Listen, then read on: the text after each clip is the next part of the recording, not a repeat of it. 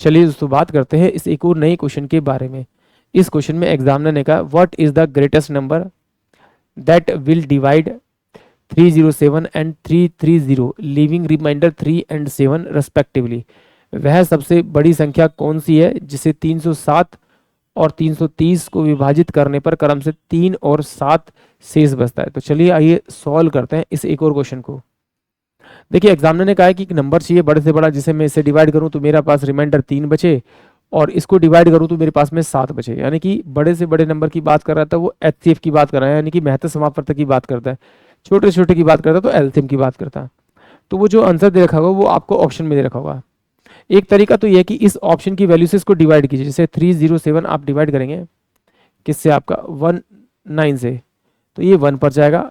19 तो ये आपका 1 बचेगा और 19 पंजे 95, 19 छिके 114, यानी 114 आएगा आपका।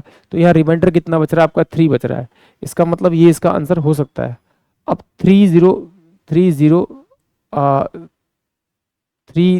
को अगर मैं भाग करूंगा आपका 19 से, तो सेम 19 से कम 19, तो ये मेरे पास में 4 बचेगा और ये मेरे पास में 1 बचेगा, 0 बचेगा। तो 19 पंजे 95, 19 छिके 133, 133 यानी 133। तो यहाँ पर जो रिमाइंडर बच रहा है वो 7 बच रहा है, यानी कि ऑप्शन जो ए होगा वो इस क्वेश्चन के लिए करेक्ट आंसर होगा।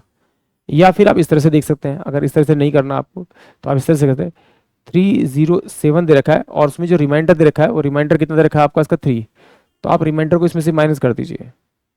तो रिमाइंडर को माइनस करने पे 304 एक नंबर आएगा, फिर दूसरे वाला 330 में से और 7 माइनस कर देंगे तो ये मेरे पास 323 दूसरा नंबर आ जाएगा।